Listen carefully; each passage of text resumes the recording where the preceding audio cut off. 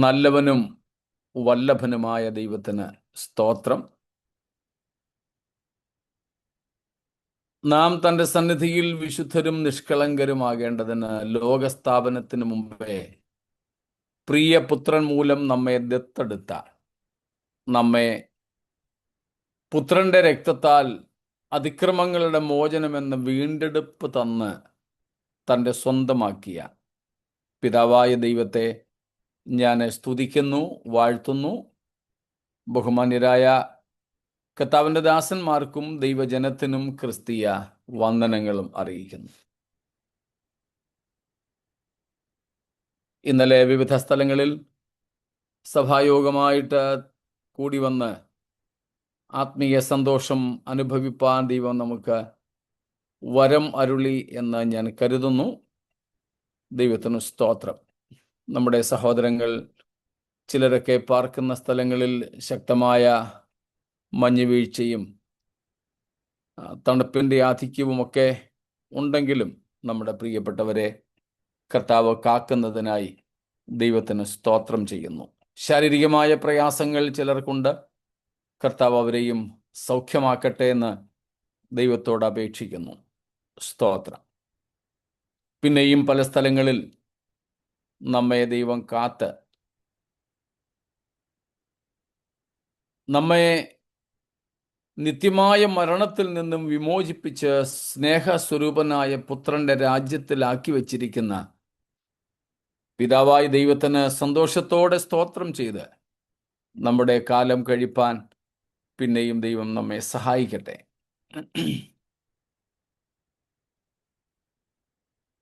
എബ്രായർക്കുള്ള ലേഖനം 2-ാമത്തെ അധ്യായത്തിലേക്ക് നമ്മുടെ ശ്രദ്ധ നമ്മൾ കൊണ്ടുപോവുകയാണ്. നമ്മളിപ്പോൾ ചിന്തിക്കുന്നത് അതിൻ്റെ 3-4 വാക്യങ്ങളിൽ പറഞ്ഞിരിക്കുന്ന ഇത്ര വലിയ രക്ഷ എന്നതാണ്. നമുക്ക് ഒന്നും കൂടെ 1 തൊട്ട് 4 വരെയുള്ള വാക്യങ്ങൾ വായിച്ചുകൊണ്ട് നമ്മുടെ പഠനം തുടരാമല്ലോ. 1 to 4.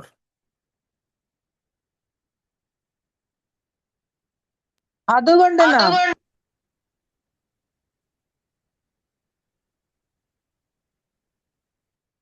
Sally sister വായിച്ചാട്ടെ. അതുകൊണ്ട് നാം വല്ലപ്പോഴും ഒഴുകിപ്പോകാതിരിക്കേണ്ടതിന് കേട്ടത് അധികം ശ്രദ്ധയോടെ കരുതിക്കൊള്ളുവാൻ ആവശ്യമാകുന്നു. ദൂതന്മാർ മുഖാന്തരം അരുളി ചെയ്ത വചനം സ്ഥിരമായിരിക്കുകയും ഓരോരോ ലംഘനത്തിനും അനുസരണക്കേടിനും ന്യായമായ പ്രതിഫലം ലഭിക്കുകയും ചെയ്തു എങ്കിൽ കർത്താവ് താൻ പറഞ്ഞു തുടങ്ങിയതും ദൈവം അടയാളങ്ങളാലും അത്ഭുതങ്ങളാലും വിവിധ വീര്യപ്രവർത്തികളാലും തന്റെ ഇഷ്ടപ്രകാരം പരിശുദ്ധാത്മാവിനെ നൽകിക്കൊണ്ടും സാക്ഷി നിന്നതും കേട്ടവർ നമുക്ക് ഉറപ്പിച്ചു തന്നതുമായ ഇത്ര വലിയ രക്ഷ നാം ഗണ്യമാക്കാതെ പോയാൽ എങ്ങനെ തെറ്റിയൊഴിയും? സ്തോത്രം. നമ്മൾ ആ ഭാഗത്ത് നിന്ന് ഇപ്പോൾ എടുത്തിരിക്കുന്നത് വേദപുസ്തകം വെളിപ്പെടുത്തുന്ന രക്ഷ ഇത്ര വലിയതാകാൻ എന്താണ് കാരണം എന്നാണ്. ഇത്ര വലിയ രക്ഷ. സ്തോത്രം. ഇത്ര വലിയ രക്ഷ.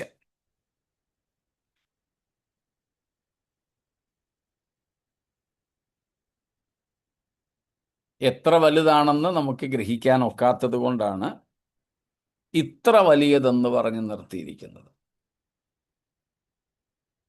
നമ്മുടെ കൺസെപ്ഷന്, നമ്മുടെ ചിന്തകൾക്ക്, നമ്മുടെ ഗ്രാഹ്യത്തിന് അതീതമായതാണല്ലോ ദൈവം നമുക്ക് നൽകുന്ന ഈ രക്ഷ.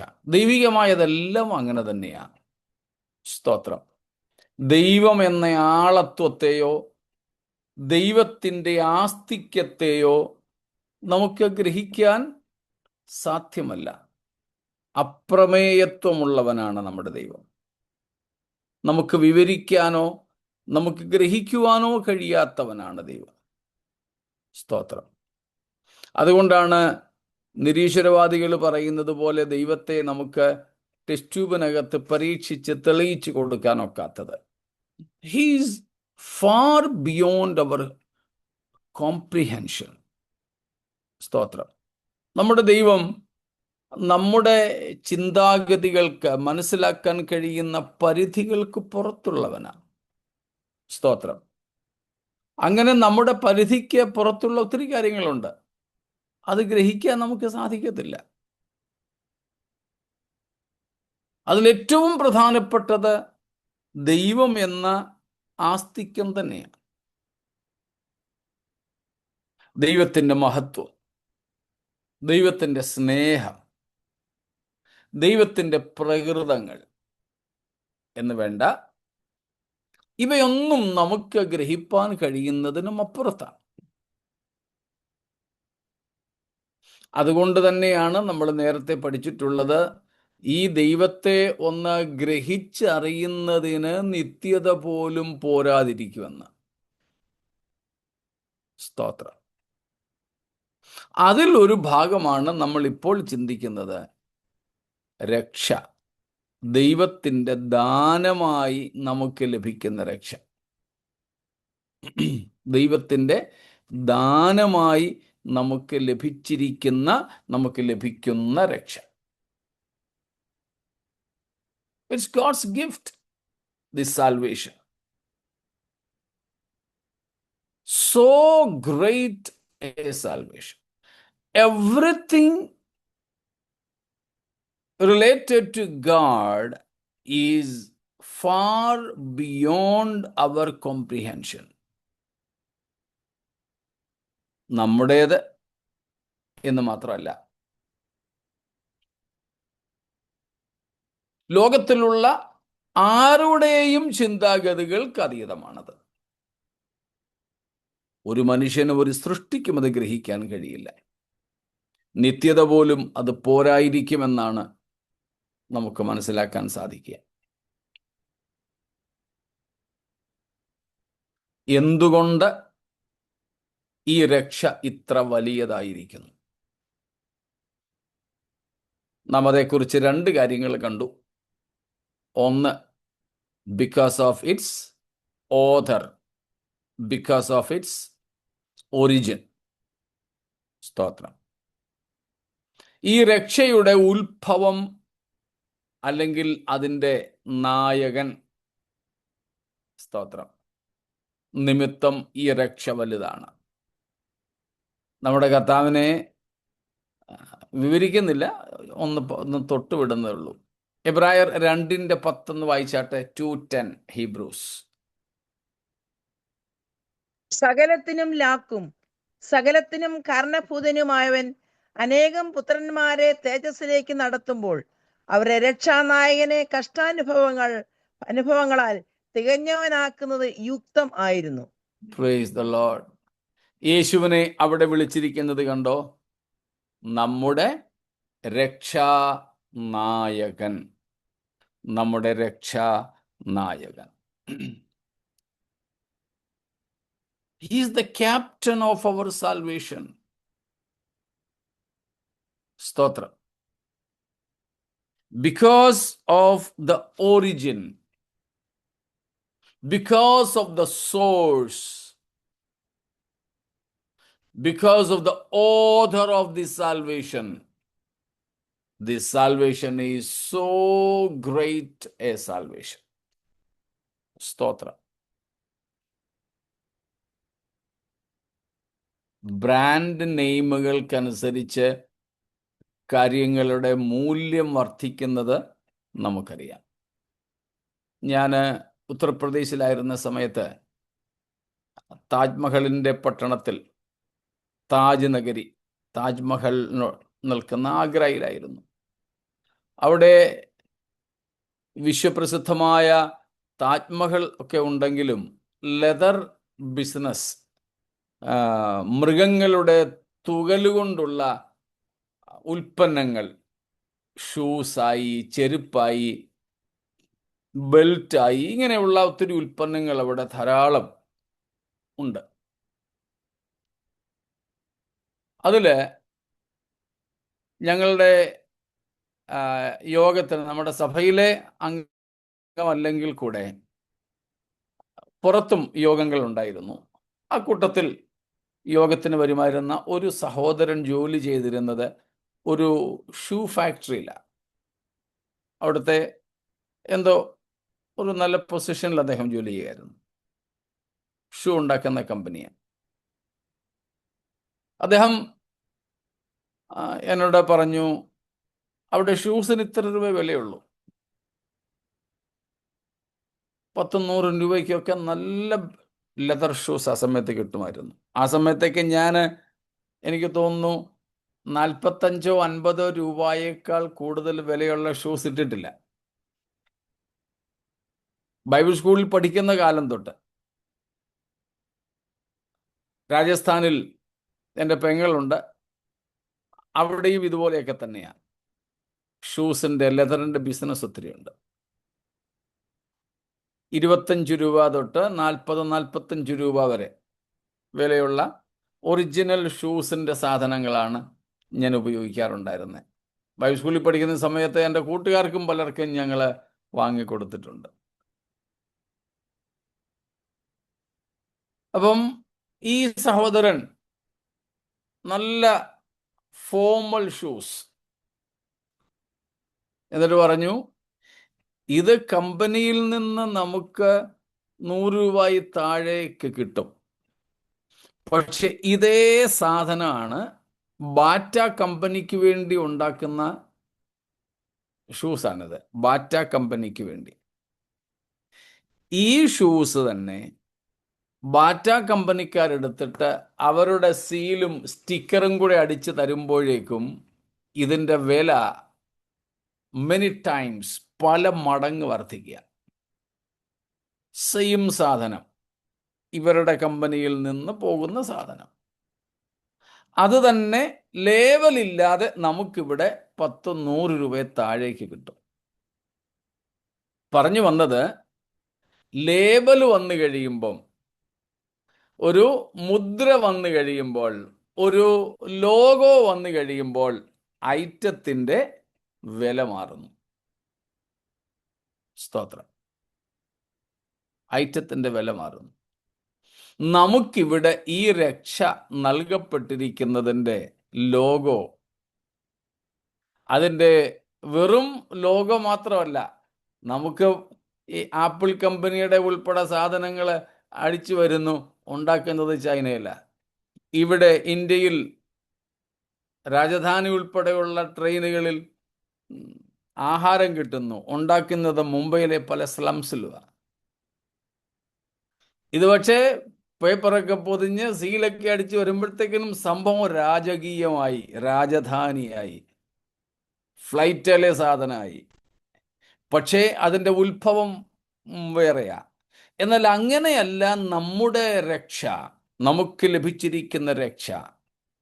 അത് വില കുറഞ്ഞ എവിടെയെങ്കിലും ഉണ്ടാക്കിയിട്ട് ലേബൽ മാറ്റി തരികയല്ല.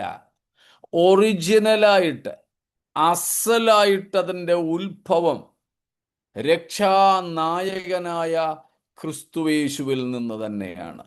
സ്തോത്രം. ക്രിസ്തു തന്നെ പറഞ്ഞ് തുടങ്ങിയതാണ്. ആ കാര്യങ്ങൾ നമ്മൾ കണ്ടു. രണ്ടാമത്തെ കാരണവും നമ്മൾ കണ്ടു. ഈ രക്ഷ ഇത്ര വലിയതാകാനുള്ള കാരണം നമ്മൾ കിടന്നിരുന്ന പാപം അത്രയ്ക്കും വലുതായിരുന്നു. സ്തോത്രം. വിവരിക്കുവാൻ നമുക്ക് പറ്റില്ലല്ലോ. ഓരോരുത്തരുടെയും വ്യക്തിപരമായ ജീവിതം ഒന്ന് ഓർത്ത് നോക്ക്.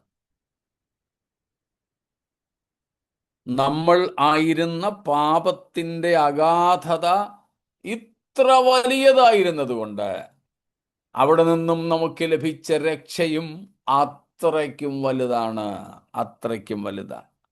യേശുക്രിസ്തു രക്ഷിപ്പാൻ വന്ന പാപികളിൽ ഞാൻ ഒന്നാമൻ.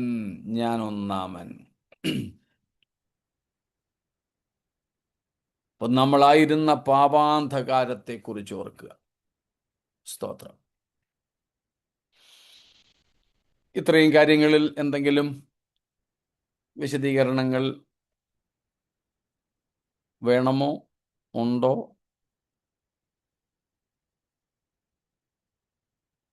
സ്തോത്രം.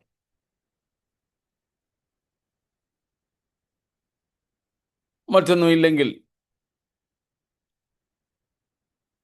ഈ രക്ഷ ഇത്ര വലിയതാകാൻ ഉള്ള മൂന്നാമത്തെ കാരണത്തിലേക്ക് നമുക്ക് പോകാം. സ്തോത്രം.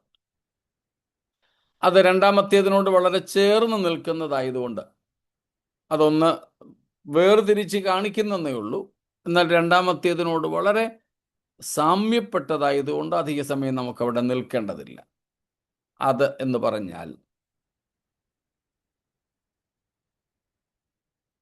നമുക്ക് ലഭിച്ചിരിക്കുന്ന രക്ഷ വലുതാകുന്നത് നാം അർഹരായിരുന്ന പാപത്തിൻ്റെ ശിക്ഷയുമായി അതിനെ തട്ടിച്ചു നോക്കുമ്പോഴാണ്. When we compare this salvation with the severity of the condemnation we were in, this salvation becomes so great a salvation. When we compare the severity of condemnation we were liable for, we were in, നമുക്ക് അർഹമായിരുന്ന ശിക്ഷാവിധിയുടെ തീവ്രത മനസ്സിലാക്കിയാൽ അതിൽ നിന്ന് നമുക്ക് ലഭിച്ച ഈ രക്ഷയും എത്ര വലിയതെന്ന് നമുക്ക് മനസ്സിലാക്കാം. സ്തോത്രം. നമ്മൾ അതിനെക്കുറിച്ചൊക്കെ ധ്യാനിക്കാറുണ്ട്. ഈ രണ്ടാമത്തെ മൂന്നാമത്തെ ഒത്തിരി സാമ്യമുള്ളതാണ്. ഒരേ നാണയത്തിൻ്റെ രണ്ട് വശങ്ങളെന്ന് മാത്രം ചിന്തിച്ചാൽ മതി. നമ്മൾ പണ്ടായിരുന്ന പാപത്തിൻ്റെ അഗാധതയും അന്ന് നമുക്ക് ലഭിക്കേണ്ടിയിരുന്ന, നാം അർഹരായിരുന്ന ശിക്ഷയുടെ ഭീകരതയും ശിക്ഷാവിധിയുടെ ഭീകരതയും നമ്മൾ ഓർക്കുന്നവരാണോ? സ്തോത്രം. നമ്മൾ ഓർക്കാറുണ്ടോ ഈ രണ്ട് കാര്യങ്ങൾ? ഞാൻ എന്തൊരു പാപിയായിരുന്നു, എൻ്റെ മേൽ വരേണ്ടിയിരുന്ന ശിക്ഷാവിധി എത്ര വലുതായിരുന്നു, എൻ്റെ കർത്താവ് അതിൽ നിന്ന് എന്നെ മോചിപ്പിച്ചല്ലോ. പ്ലീസ് നമുക്കൊന്ന് ആക്റ്റീവായിട്ട് പോകാം. ഇത് രണ്ടും നമ്മൾ ചിന്തിക്കാറുണ്ടോ?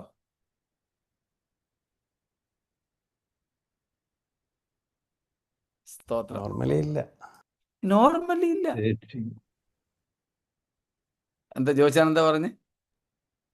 രക്ഷിക്കപ്പെട്ടപ്പോ ഇതെല്ലാം അങ്ങ് മാറിയെന്നറിയും, പക്ഷെ അതിന്റെ ഭീകരതയെ പറ്റിയൊന്നും നമ്മൾ ചിന്തിക്കാറില്ല. ഒരുവിധപ്പെട്ടവര് പറഞ്ഞേട്ടെ. മര്യാദ പാകുകളാ. അതെ, അതാണ് നമ്മൾ ശനിയാഴ്ച പറഞ്ഞു നിർത്തിയത്.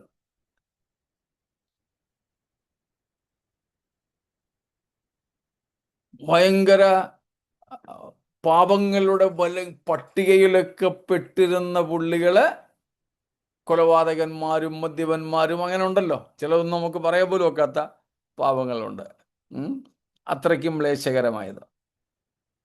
അങ്ങനെയൊക്കെയുള്ള മ്ലേച്ഛതകളിലൊക്കെ ജീവിച്ചവർ, കുറേ പോലീസ് കേസുകളിലൊക്കെ അകപ്പെട്ടവർ, ജയിലിലൊക്കെ കിടന്നവർ, നാടിനും വീടിനും തലവേദനയായിരുന്നവർ, അങ്ങനെയൊക്കെ വന്ന് പറയുമ്പോഴും സത്യത്തിൽ ഇത്രയും ഭീകരാവസ്ഥയിലായിരുന്നു അവരെന്ന നിലയിലല്ല നമ്മൾ അവരെ കാണുന്നത്. അവരവതരിപ്പിക്കുന്നതും അങ്ങനെയാ. അവർ ഹീറോ ആയിട്ടാണ് മാറുന്നത്. അതേസമയം അങ്ങനെയൊന്നും ചെയ്യാതെ മര്യാദ പാപികളായിട്ട് ജീവിച്ചവർ, നമ്മളിങ്ങനെ ജനിച്ചു പോയി എന്ന നിലയിലേക്കാണ് ചിന്തിക്കുന്നത്. അല്ല, നമ്മളായിരുന്ന പാപത്തിൻ്റെ ഭീകരതയും അന്ന് നമുക്ക് ലഭിക്കേണ്ടിയിരുന്ന ശിക്ഷാവിധിയുടെ തീവ്രതയും ഓർക്കുന്നവരാകണം. സ്തോത്രം. നമ്മുടെ കഴിഞ്ഞ ശനിയാഴ്ചത്തെ ക്ലാസ് കഴിഞ്ഞ് ഞങ്ങൾ ചില സഹോദരന്മാർ ഇങ്ങനെ ഇരുന്ന് സംസാരിച്ചപ്പോൾ ഇതേ സംബന്ധിച്ച് തന്നെ വീണ്ടും പറയുകയുണ്ടായി. സ്തോത്രം. പറഞ്ഞപ്പോൾ ഞങ്ങൾ പറഞ്ഞൊരു കാര്യം എനിക്ക് ഓർമ്മയുണ്ട്. 1989 1989 എനിക്ക് തോന്നുന്നു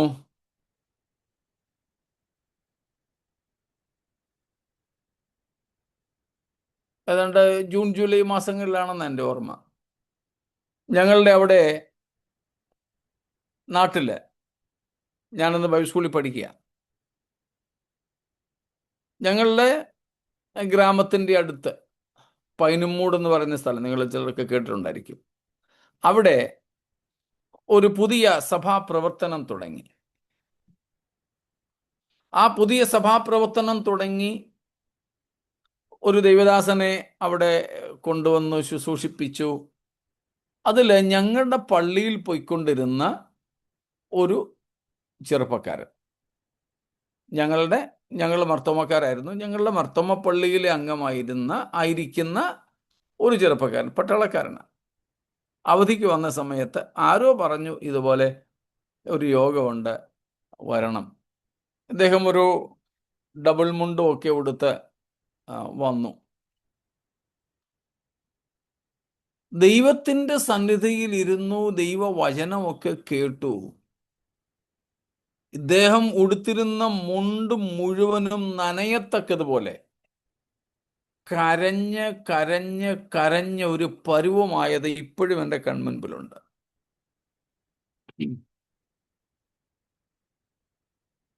തനിക്കുണ്ടായ പാപബോധം, താൻ ഏത് പാപത്തിൻ്റെ അടിത്തട്ടിൽ കിടക്കുന്നു എന്ന ബോധം കരയിപ്പിച്ചു, അലറി വിളിപ്പിച്ചു. എൻ്റെ സ്വന്തം ചേട്ടൻ ധാരാളം പാപപ്രവൃത്തികളിലൂടെ ജീവിച്ച തികഞ്ഞ മദ്യപനായിരുന്നു. ഞങ്ങളെന്ന് മർത്തോമായില്ല. ഞാനും എൻ്റെ അമ്മയും എൻ്റെ ചേട്ടൻ്റെ ഭാര്യയും ഞങ്ങളൊക്കെ കൂടെ മർത്തോമയിലായിരുന്നെങ്കിലും കുടുംബ പ്രാർത്ഥന ഉണ്ടായിരുന്നു കേട്ടോ.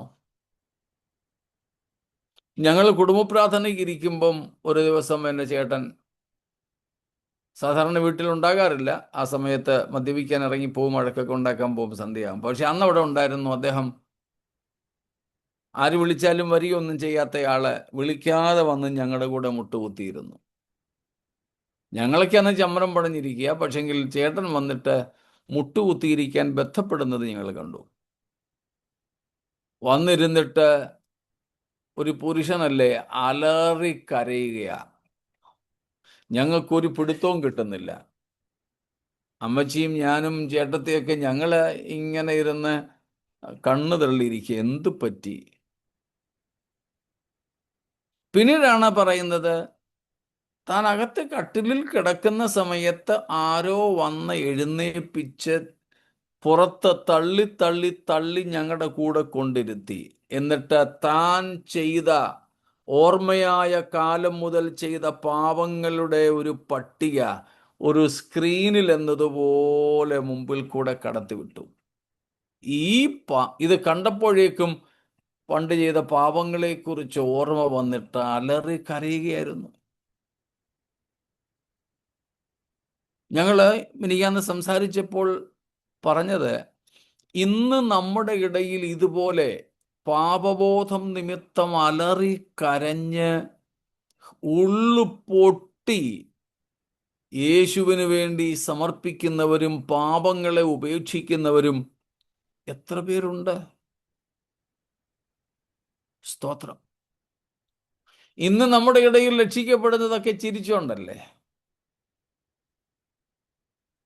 യേശുവിനെ കർത്താവും രക്ഷിതമായിട്ട് സ്വീകരിക്കുന്നതൊക്കെ ചിരിച്ചുകൊണ്ടാ പറയുന്നത് ഇന്ന് ആൾക്കാർ. ക്യാമറയ്ക്ക് പോസ് ചെയ്ത് നിന്നുകൊണ്ടാ പറയുന്നത്. സ്നാനപ്പെടാൻ പോകുന്നതൊക്കെ വളരെ ജോളിയായിട്ടാ പറയുന്നത്. പക്ഷെ അങ്ങനെയല്ല. ഹൃദയത്തിൽ കുത്തുകൊണ്ടവരായി. ഇന്നലെ രാത്രി പിടിച്ച് തൊഴിച്ച് അടിച്ച് നിലത്തുകൂടെ വലിച്ചിഴച്ച് കയ്യും കാലും ആമത്തിലും ചങ്ങലയ്ക്കും ഇട്ട് പൂട്ടിയ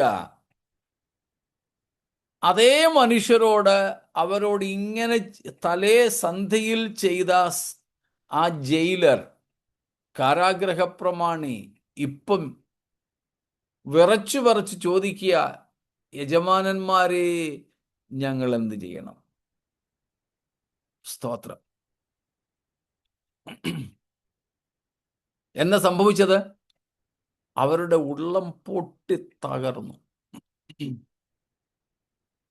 ഇതുപോലെ ഹൃദയത്തകർച്ചയോടെ നമ്മുടെ ഇടയിൽ ഇന്ന് മാനസാന്തരം നടക്കുന്നുണ്ടോ? സ്തോത്രം. ഇന്നലെയും ഇന്നും ഒക്കെ എന്നെ ഒത്തിരി ചിന്തിപ്പിച്ച അലട്ടിയ ഒരു വിഷയമുണ്ട്. ഞാൻ പറഞ്ഞിട്ടുണ്ടല്ലോ, പുതുതായി ചില കുടുംബങ്ങൾ ഞങ്ങളുടെ കൂടിവരവിൽ വരുന്നുണ്ടെന്ന്. ചില മാസങ്ങളായി.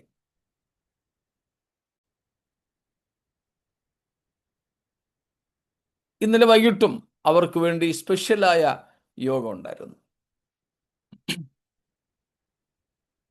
പ്രസംഗമൊക്കെ കഴിഞ്ഞിട്ട് നമ്മൾ അവരോട് പറയുന്നത് അവർ ഏറ്റു പറയും. മനസ്സിലാവുന്നുണ്ടല്ലോ? പക്ഷേ അപ്പോഴും എൻ്റെ മനസ്സ് പിടയുക. ഞാൻ അവരോട് പറയുന്ന കാര്യങ്ങൾ അവർ ഏറ്റു പറയുന്നതിൽ എന്ത് കഥയിരിക്കുന്നു? ഉള്ളു നൊന്ത് ഞാൻ കർത്താവിനോട് ആ പ്രാർത്ഥിക്കുന്ന സമയത്ത് പോലും ആഗ്രഹിച്ചതും ആഗ്രഹിക്കുന്നതും, കർത്താവേ, പാപബോധ നിമിത്തം അലറി വിളിച്ച് കരഞ്ഞ് കണ്ണീരോടെ യേശുവിനെ കർത്താവായി സ്വീകരിക്കുന്ന ഒരവസ്ഥ, കർത്താവേ, എന്ന് സംഭവിക്കും?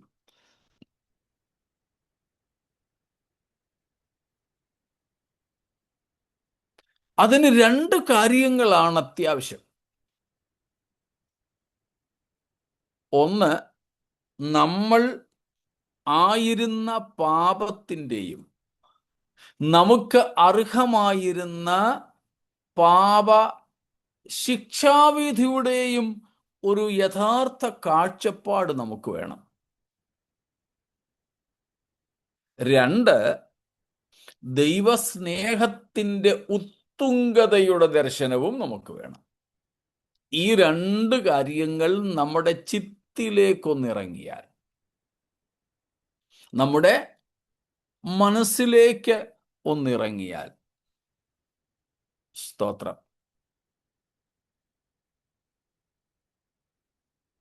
പിന്നെ നമ്മുടെ കരച്ചിൽ അടക്കാൻ പറ്റത്തില്ല. അയ്യോ, ഇത്രയും സ്നേഹവാനായ ദൈവത്തിൻ്റെ സ്നേഹത്തോട് ഞാൻ മറുത്തു നിന്നു, എന്നിട്ടും ഇത്ര അഗാധമായ പാപത്തിൻ്റെ പടുകുഴിയിൽ വീണ് കിടന്നിട്ട് പോലും ദൈവം എന്നെ, സ്തോത്രം. ഈ ഒരു ദ്വിമുഖിയായ കാഴ്ചപ്പാട് നമുക്ക് വേണം.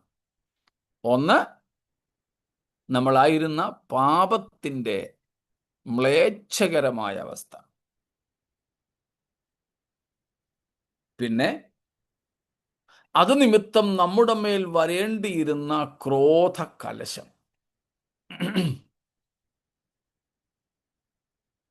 ഈ രണ്ടും ഒരു ഭാഗത്ത് നിൽക്കുമ്പോൾ ഇത്ര വലിയ പാപിയോട് ദൈവം കാണിച്ച സ്നേഹത്തിൻ്റെ ആഴം, ഈ ഒരു കാഴ്ചപ്പാട് നമ്മുടെ ഹൃദയത്തിൻ്റെ അന്തർഭാഗത്തിലേക്ക് ഇറങ്ങിയാൽ, സ്തോത്രം, നമ്മൾ മനസ്സിലാക്കും നമ്മൾ പ്രാപിച്ച ആ ദൈവം നമുക്ക് തന്ന രക്ഷ, ബാക്കി പറഞ്ഞാട്ടെ, എത്ര വലുതാണെന്ന്, എത്ര വലുതാണെന്ന്, എത്ര വലുതാണെന്ന്. സ്തോത്രം. പാപത്തിൻ്റെ ഉൾക്കാഴ്ച, പാപശിക്ഷാവിധിയുടെ ആ ഒരു തീവ്രതയുടെ തിരിച്ചറിവ്, ദൈവസ്നേഹത്തിൻ്റെ സ്തോത്രം വെളിപ്പാട്, ഇത് മൂന്നും ഒരുവന്റെ ഉള്ളിലേക്ക് കയറിയാൽ സ്തോത്രം അവൻ ഇതൊന്നും പിന്നെ കളിയും ചിരിയും തമാശയായിരിക്കത്തില്ല. സ്തോത്രം. നമ്മൾ ഈ കാര്യങ്ങൾ ഓർക്കണം. ഈ 3 കാര്യങ്ങൾ ഓർക്കണം രക്ഷയുമായി ബന്ധപ്പെട്ട്. ഒന്ന്, നമ്മളായിരുന്ന പാപത്തിൻ്റെ അടിത്തട്ട്. 2, നമുക്ക് ലഭിച്ച രക്ഷ. പക്ഷെ അതിനു മുമ്പ് നാം ആയിരുന്ന ശിക്ഷാവിധിയുടെ തീവ്രത. പിന്നെ നമുക്ക് വേണ്ടി ചൊരിയപ്പെട്ട ദൈവസ്നേഹത്തിൻ്റെ ആഴം, ഉയരം, നീളം, വീതി.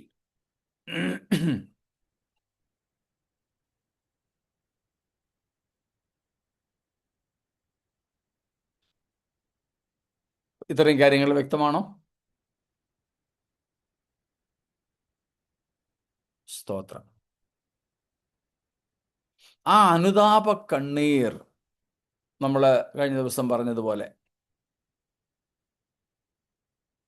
ലൂക്കോസ് 7-ാമത്തെ അധ്യായത്തിൻ്റെ അവസാന ഭാഗങ്ങൾ നമ്മൾ കാണുന്ന യേശു കർത്താവിന് ശിമയോൻ കൊടുക്കുന്ന വിരുന്ന്. അവിടെ പാപിനിയായ സ്ത്രീ വന്നിരുന്ന് കരഞ്ഞ് യേശുവിൻ്റെ കാല് കഴുകിയത്.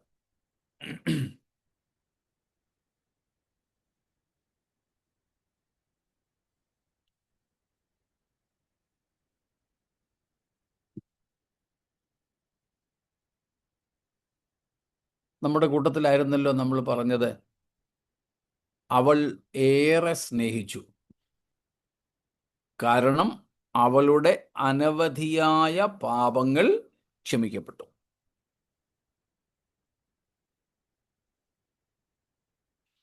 ഒരു കണക്ഷൻ, ഒരു ബന്ധം അവിടെ ഉള്ളത് കണ്ടോ? പാപബോധത്തിനനുസരിച്ച് ഒരാൾ അനുതാപത്തിൻ്റെ കണ്ണീർ വീഴ്ത്തും. അനുതാപത്തിൻ്റെ കണ്ണീർ. പാപബോധമനുസരിച്ച് ഒരുവന്റെ അനുതാപത്തിനാഴം വർദ്ധിക്കും. ആ അനുതാപത്തിനനുസരിച്ച് അവൻ കരയും, പശ്ചാത്തപിക്കും. സ്തോത്രം. ആ പശ്ചാത്താപത്തിനനുസരിച്ച് ആ വ്യക്തി ക്ഷമ പ്രാപിക്കും. ആ ക്ഷമയ്ക്കനുസരിച്ച് സ്നേഹിക്കും. ആ ബന്ധം കണ്ടോ? കൂടെ ഉണ്ടല്ലോ എല്ലാവരും. പാപബോധം, അനുതാപം, കണ്ണുനീര്, പിന്നെ സ്തോത്രം.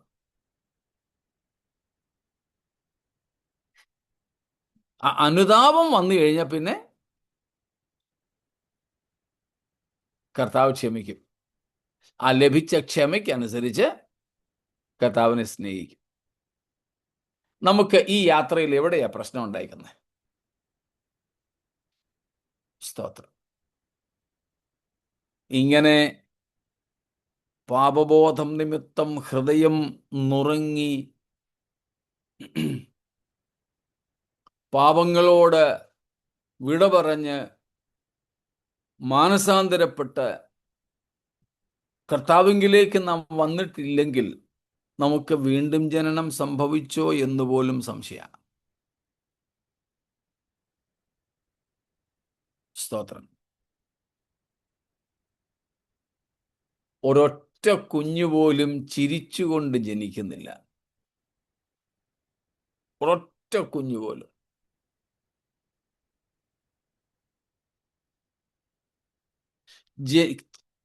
കരയാതെ ഒരു കുഞ്ഞ് ജനിച്ചാൽ മെഡിക്കൽ ടീം ആ കുഞ്ഞിനെ കരയിപ്പിക്കും.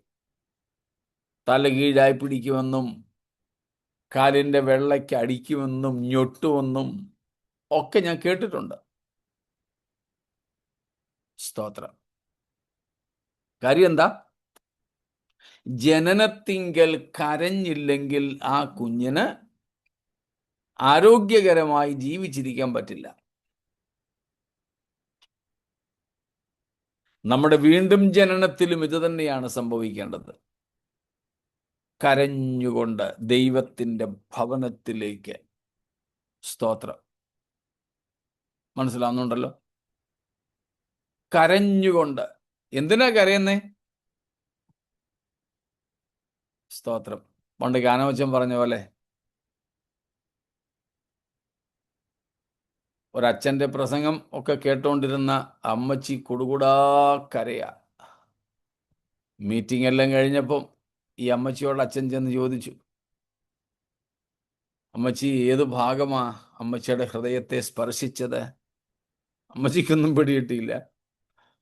അല്ല അമ്മച്ചി, ഞാൻ പ്രസംഗിക്കുമ്പം കരയുന്നത് കണ്ടല്ലോ, ഏത് ഭാഗമാ അമ്മച്ചി ഹൃദയത്തെ സ്പർശിച്ചത്? അപ്പം അമ്മച്ചി പറഞ്ഞു, അയ്യോ പാസ്റ്റർ അച്ഛാ, ഞാൻ പ്രസംഗം കേട്ടൊന്നും കരഞ്ഞതല്ല.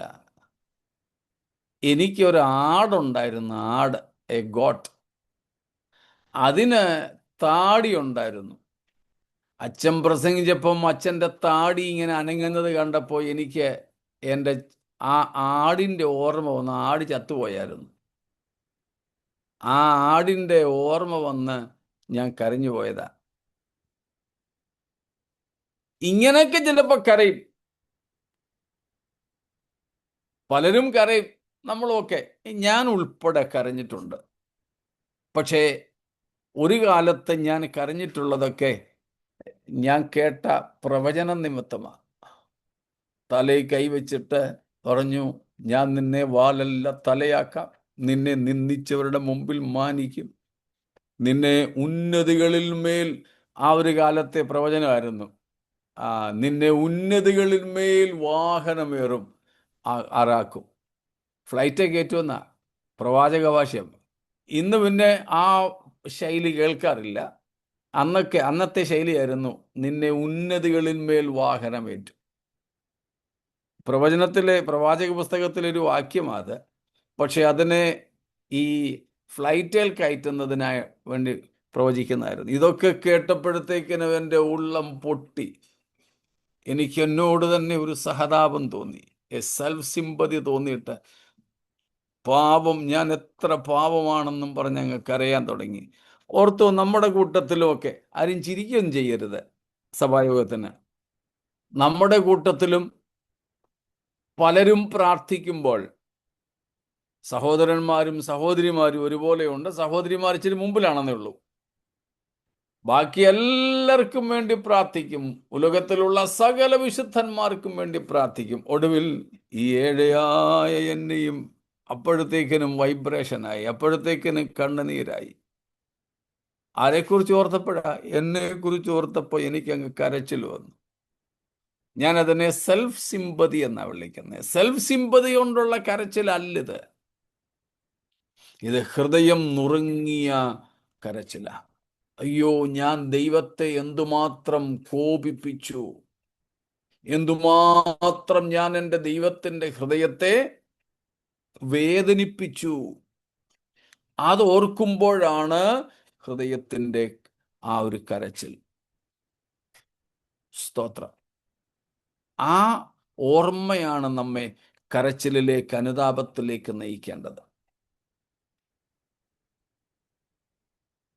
അതിന് ഈ 2-3 കാര്യങ്ങൾ നമ്മൾ ഇനി മുതൽ ചിന്തിച്ചോണം.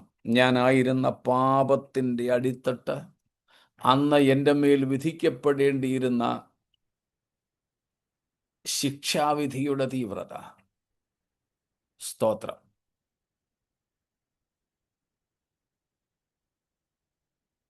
ഇത്രയും കാര്യങ്ങൾ വ്യക്തമാണോ?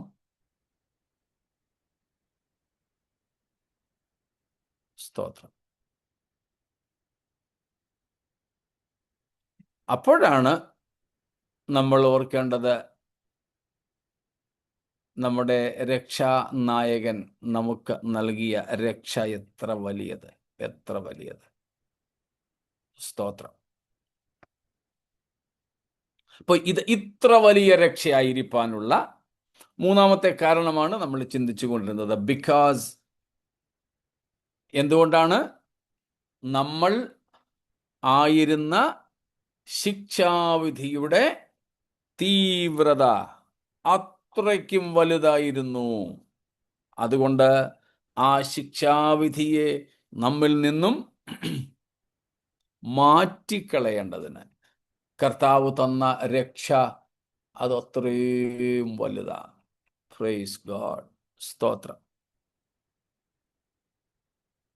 നാലാമത്തേതിലേക്ക് പോകാമല്ലോ. സ്തോത്രം.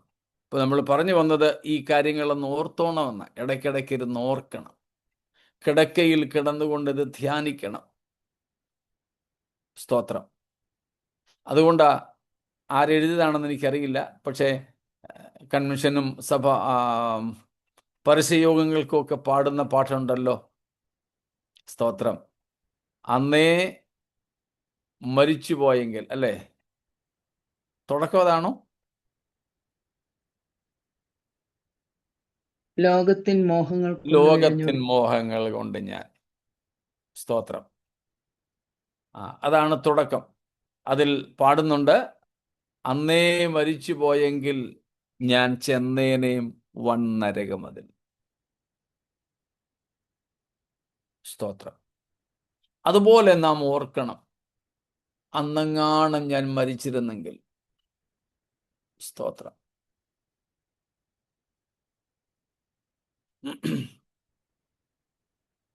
ശരി. നാലാമത്തെ കാര്യം, ഈ രക്ഷ ഇത്ര വലിയതാകുവാൻ ഉള്ള കാരണം because of its designing. Because of its designing. ഈ രക്ഷയുടെ ഒരുക്കം, ഈ രക്ഷയുടെ കരുതൽ നിമിത്തം ഇത് അത്രയ്ക്കും വലുതാണ്. സ്തോത്രം. The purposing of this salvation. സ്തോത്രം.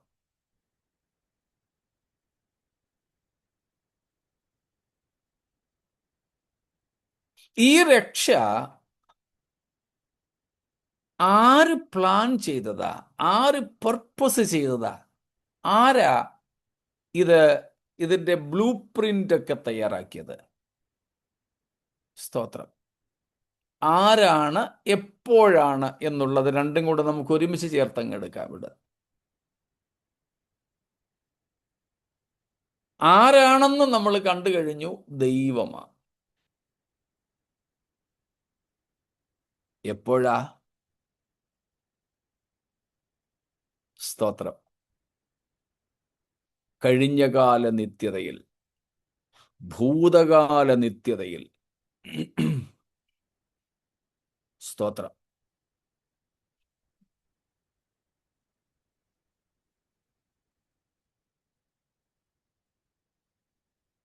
എത്ര പഴകിയതായതല്ലേ?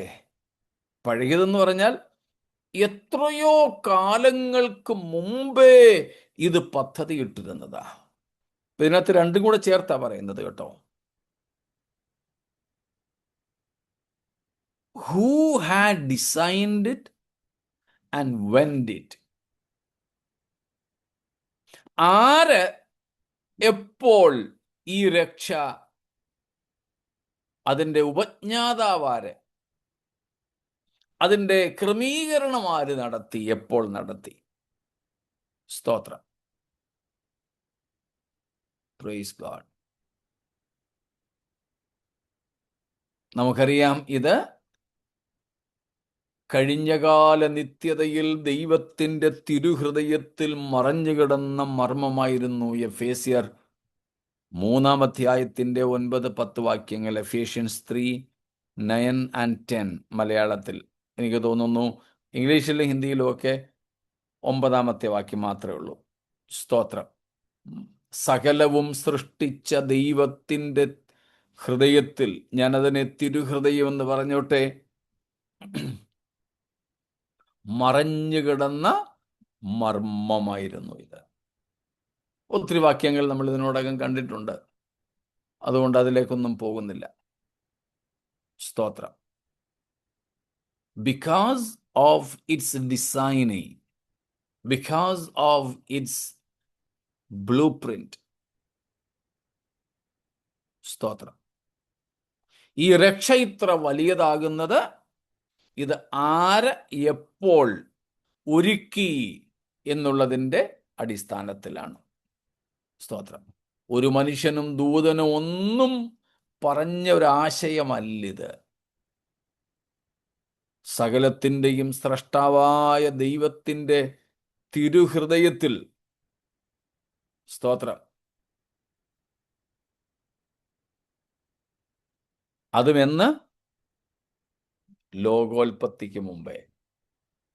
സ്തോത്രം. നമ്മൾ കണ്ടിട്ടുള്ളതാണ്. എഫേസ്യർ 1:4 നമ്മൾ കാണുന്നു, ലോക സ്ഥാപനത്തിനും മുമ്പേ. സ്തോത്രം.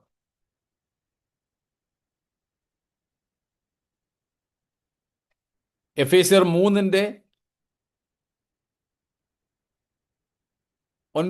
വാക്യത്തിൽ നമ്മൾ കണ്ടത് അനാദികാലം മുതൽ.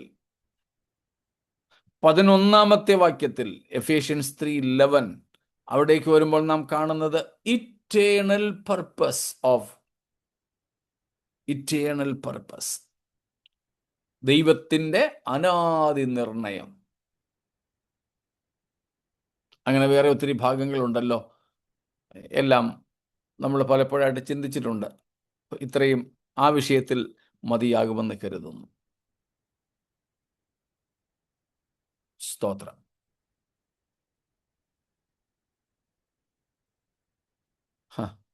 ദൈവം ഇത്രയും പഴക്കത്തിൽ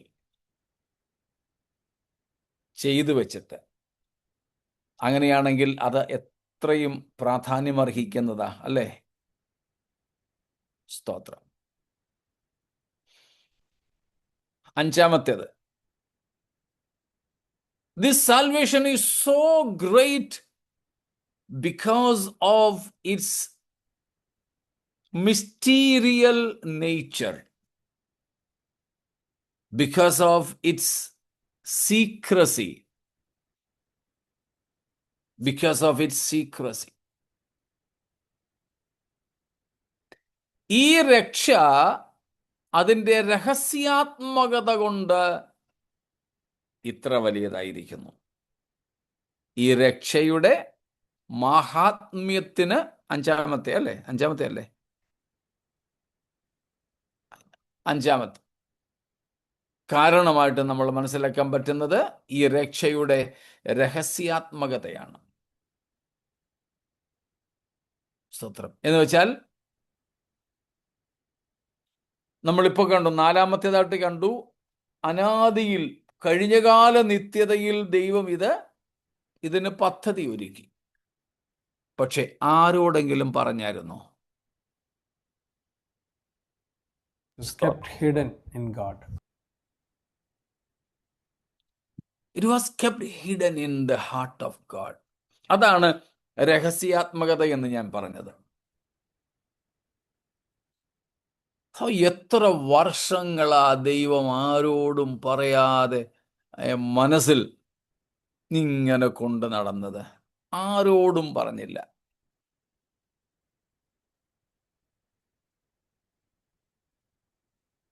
സ്വന്തം കൈകൊണ്ട് സൃഷ്ടിച്ച്, സ്വന്തം വായ തൻ്റെ മൂക്കോട് അടുപ്പിച്ച്, ജീവശ്വാസമൂതി ജീവനുള്ള ദേഹിയായി നിർത്തിയ ആദാമിനോടും ഹവ്വയോടും ദൈവം ഇത് പറഞ്ഞില്ല. സ്തോത്രം. പറഞ്ഞില്ല.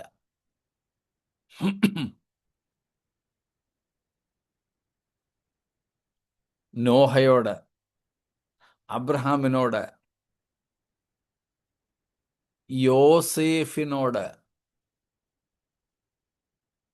ഏലിയാവിനോടും ഏലിയാവിൻ്റെ മേലുണ്ടായിരുന്നതിൻ്റെ ഇരട്ടി പങ്ക് പ്രാപിച്ച എലീശയോടും, ഹൃദയപ്രകാരമുള്ള ദാവീദിനോടും, ഏറ്റവും പ്രിയപുരുഷനായ ദാനിയേലിനോടും, സ്തോത്രം,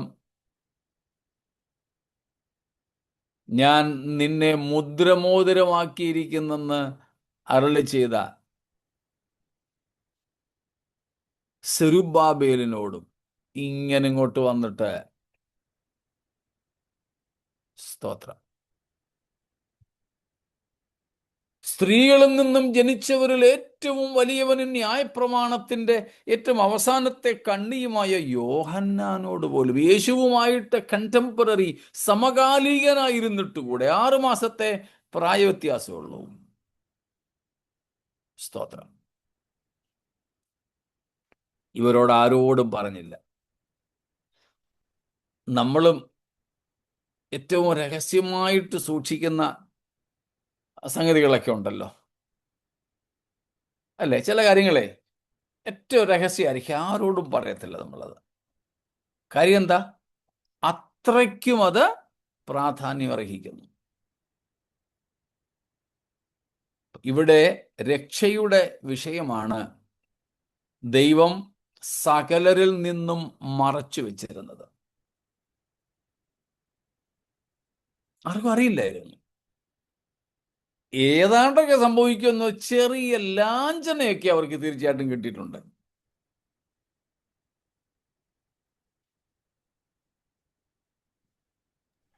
അവർ മുന്നോട്ട് നോക്കി ഈ രക്ഷ കണ്ടിരുന്നെന്ന് പറയുന്നത് അങ്ങനെ അല്പമായിട്ടുള്ള ഇതുകൊണ്ടാണോ? അതെ, അതെ. എന്നാൽ സഭ എന്ന നിലയിലോ ഇന്ന് നമ്മൾ അറിയുന്ന രീതിയിലോ ഒന്നും അവർക്ക് അറിവായി വന്നിരുന്നില്ല. സ്തോത്രം. എഫേസ്യ ലേഖനം 3-ാം അധ്യായത്തിന്റെ ആദ്യത്തെ വാക്യങ്ങളിലേക്ക് നമുക്കൊന്ന് പോകാം. അവിടെ ആ കാര്യം പൗലോസ് പറയുന്നുണ്ടല്ലോ. Ephesians chapter 3.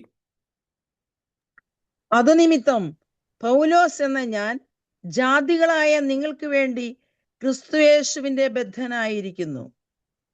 നിങ്ങൾക്കായി എനിക്ക് ലഭിച്ച ദൈവകൃപയുടെ വ്യവസ്ഥയെക്കുറിച്ച് ഞാൻ മീതെ ചുരുക്കത്തിൽ എഴുതിയതുപോലെ വെളിപ്പാടിനാൽ എനിക്കൊരു മർമ്മം അറിവായി വന്നു എന്ന് നിങ്ങൾ കേട്ടിട്ടുണ്ടല്ലോ. ഇനി അതിന്റെ 5-ാമത്തെ വാക്യം വായിച്ചാട്ടെ. ആ മർമ്മം ഇപ്പോൾ അവന്റെ വിശുദ്ധ അപ്പോസ്തലന്മാർക്കും പ്രവാചകന്മാർക്കും ആത്മാവിനാൽ വെളിപ്പെട്ടതുപോലെ പൂർവകാലങ്ങളിൽ മനുഷ്യർക്ക് അറിവായി വന്നിരുന്നില്ല. കണ്ടോ? പൂർവകാലങ്ങളിൽ ഈ കാര്യം മനുഷ്യർക്ക് അറിവായി വന്നിരുന്നില്ല. ആർക്കാ ആദ്യം വെളിപ്പെടുത്തിയത്? അവിടെ നമ്മൾ വായിക്കുന്നു, വിശുദ്ധ അപ്പോസ്തലന്മാർക്കും പ്രവാചകന്മാർക്കും. വേറെ ആർക്കും ഇതറിയത്തില്ലായിരുന്നു, ആർക്കും അറിയില്ലായിരുന്നു.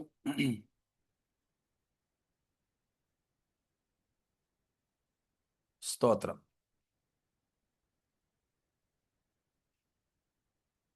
അത് തന്നെ കൊലോസ്യ ലേഖനത്തിലും പൗലോസ് ശ്ലീഹ പറയുന്നുണ്ട്, 1-ാമത്തെ അധ്യായത്തിൽ.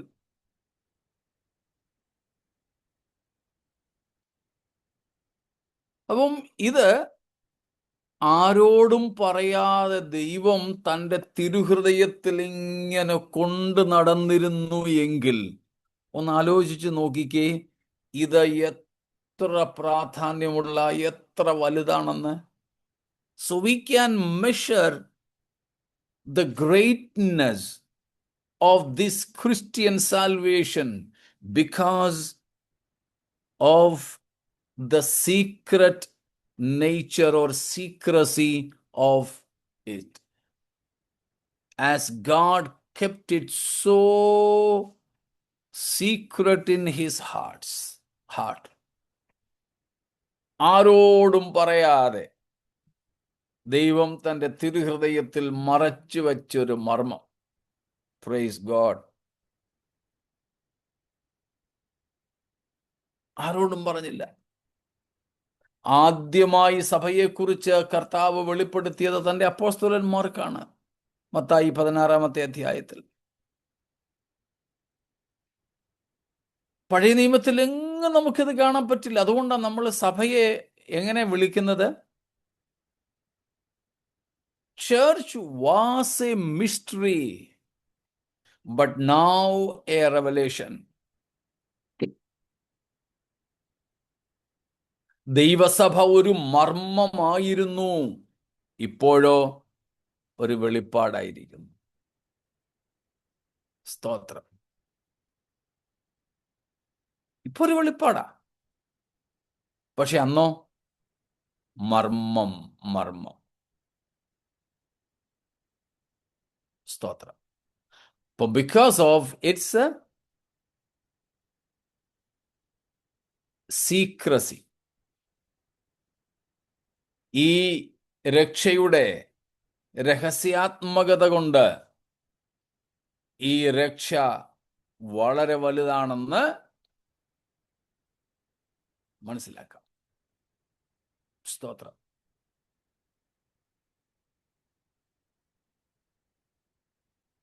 ഇത്രയും മനസ്സിലായോ? എന്തെങ്കിലും ചോദ്യങ്ങളുണ്ടോ?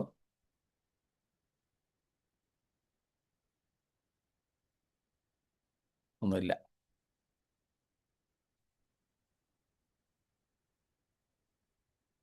ഇത്ര വലിയ രക്ഷ, ഈ രക്ഷ ഇത്ര വലിയതാകാൻ നമ്മൾ 5 കാരണങ്ങൾ ഇപ്പോൾ കണ്ടു. 6-ാമത്തേത് ഇപ്പോൾ തുടങ്ങിയാൽ തീരില്ല. അതുകൊണ്ട് കർത്താവ് വരാൻ താമസിച്ചാൽ അത് നമുക്ക് നാളെ ചിന്തിക്കാം. നിങ്ങളും ചിന്തിച്ചും പ്രാർത്ഥിച്ചും വായിച്ചുമൊക്കെ വന്നാട്ടെ. ഞാൻ പറയുന്നത് കൂടാതെ ചിലപ്പോൾ അത് മറ്റൊരു രീതിയിലാക്കി ഒക്കെ നമുക്ക് മനസ്സിലാക്കാൻ സാധിക്കും. അതുകൊണ്ട് പ്രാർത്ഥിച്ചും ഇക്കാര്യങ്ങൾ ചിന്തിച്ചും കൊണ്ട് നമുക്കായിരിക്കാം. സ്തോത്രം. ഇതുവരെ ഉള്ളതിൽ ചോദ്യങ്ങളൊന്നും ഇല്ലെങ്കിൽ നമുക്കിവിടെ നിർത്താം ഇന്ന്.